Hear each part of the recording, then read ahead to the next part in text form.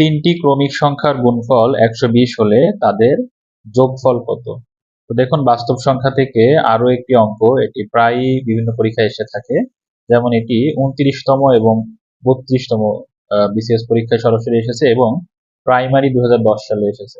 তো প্রাইমারি বলেন বা নিবন্ধন বলেন, এই পরীক্ষাগুলোতে কিন্তু এই টাইপের অঙ্ক প্রায়ই এসে থাকে। তো এইগুলো আমরা খুব সহজেই অপশন দেখেই কিন্তু আমরা এগুলোর উত্তর করতে পারবো। যেমন দেখুন, এখানে বলছে তিনটি ক্রমিক সংখ্যার গুণফল ১২০ হলে তাদের যোগফল কত? তাহলে আমাদেরকে প্রথমেই জানতে হবে সেটি হচ্ছে ক্রমিক সংখ্যাটা কি। আমরা বলবো যে এখানে ক্রমিক সংখ্যাটা কি। ক্রমিক সংখ্যা হচ্ছে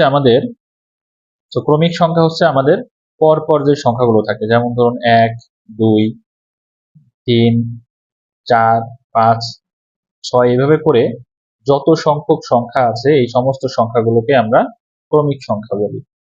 সো আমাদেরকে বলতেছে পরপর তিনটি, তাহলে আমরা একটু যদি চিন্তা করে দেখি, দেখুন যে ১২০ হবে গুণফলটা। ধরুন আমরা যদি ১, ২, ৩ এই তিনটা সংখ্যাকে চিন্তা করি, তাহলে ১, ২ এবং ৩, তো এদের গুণফলটা কত হয়? ২ ১ ২, ৩ দুগুণে ৬ হয়। তার মানে ১, ২, ৩ এই তিনটা সংখ্যার কথা বলছে না। আমরা যদি বলি ৩, ৪, ৫, আমরা যদি বলি ৩, ৪, ৫ মনে মনে চিন্তা করি বা রাফে, তাহলে দেখুন ৩, ৪ এবং ৫, এই ৩, ৪, ৫ এটাকে যদি গুণ করি আমরা, তাহলে দেখুন ৩ এ ৪ এ ১২ আর ৫ দিয়ে গুণ করলে ৫ ১২ ৬০, ৫ ১২ ৬০। তাহলে এটিও কিন্তু না।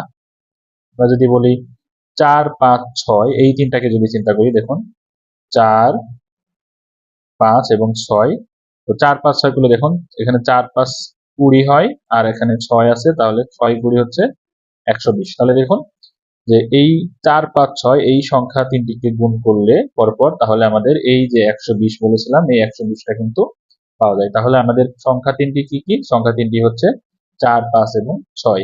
তাহলে এখন আমাদের চাচ্ছে কি সংখ্যা তিনটির যোগফল কত?